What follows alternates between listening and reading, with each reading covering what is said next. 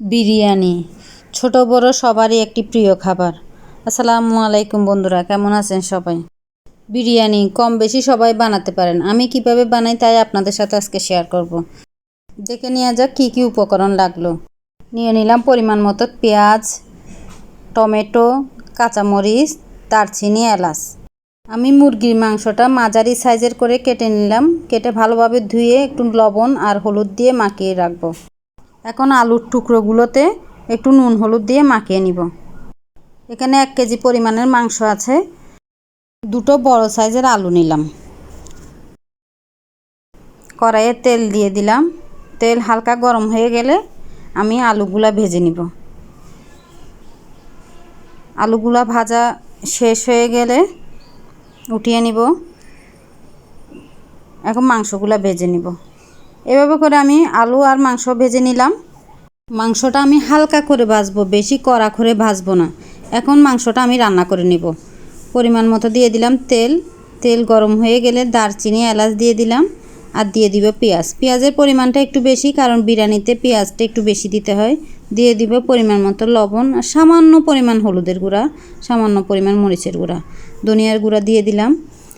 আর দিয়ে দিলাম একটু পানি, মশলাটা যেন পুড়ে না যায় তাই। দিয়ে দিব রসুন বাটা পরিমাণ মতো, আদা বাটা আর দিয়ে দিব জিরা বাটা। দিয়ে আমি মশলাটা একটু কষিয়ে নিব। বিরিয়ানিতে আলাদা করে মাংসটা রান্না করে দিলে বিরিয়ানির স্বাদটা অন্যরকম হয়। আমি এখানে 2 ধরনের মশলা ব্যবহার করব, একটা বিরিয়ানির মশলা আর একটা চটপটির মশলা। চটপটির মশলাটা 2 টেবিল চামচ পরিমাণ দিলাম আর বিরিয়ানির মশলা দিলাম 3 টেবিল চামচ পরিমাণ। দিয়ে এখন আমি মাংসগুলা কষিয়ে নিব। চটপটির মশলাটা দিলে বিরিয়ানির স্বাদ একটু অন্যরকম হয়। যারা ঝাল খেতে পছন্দ করে তারা চটপটির মশলাটা দিয়ে বিরিয়ানিটা করে দেখবেন খেতে দারুণ লাগছে। এখন দিয়ে দিব টমেটো দিয়ে একটু কষিয়ে নেব। আমি সামান্য পরিমাণ পানি দিয়ে এই মাংসটা রান্না করব। বিরিয়ানি এমন একটা খাবার ছোট বড় সবাই পছন্দ করে। আর বাসায় মেহমান আসলে শর্টকাটের মধ্যেই হয়ে যায় বিরিয়ানিটা। আমার মাংসটা রান্না শেষ। কয়েকটা কাঁচামরিচ দিয়ে দিব। দিয়ে আমি মাংসটা নামিয়ে রাখবো। এখন একটা বড় পাতিল নিয়ে নিলাম, নিয়ে দিয়ে দিলাম পরিমাণ মতো তেল আর পরিমাণ মতো একটু ঘি। এখন দিয়ে দেব পেঁয়াজ অল্প পরিমাণে আর দারচিনি আর এলাচ কয়েকটা দিয়ে দিব। কাঁচামরিচ, আস্ত কাঁচামরিচ দিয়ে দিলাম। আমি এখানে 1 কেজি পোলাওয়ের চাল নিয়েছি।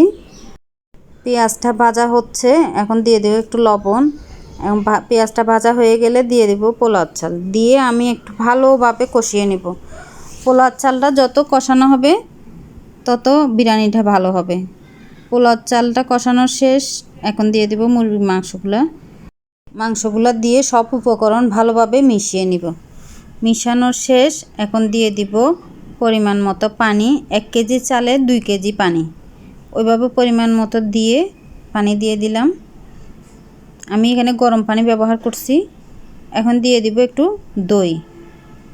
বিরিয়ানিতে তো দই অবশ্যই দিতে হয়। আর দিয়ে দিব একটু বিরিয়ানির মশলা। আর লবণটা চেক করে আমি একবারে লবণটা দিয়ে দিব। একটু লবণ দিয়ে দিলাম। এখন সব উপকরণ মিশিয়ে আমি ঢাকনা দিয়ে রান্না করব 10 মিনিট।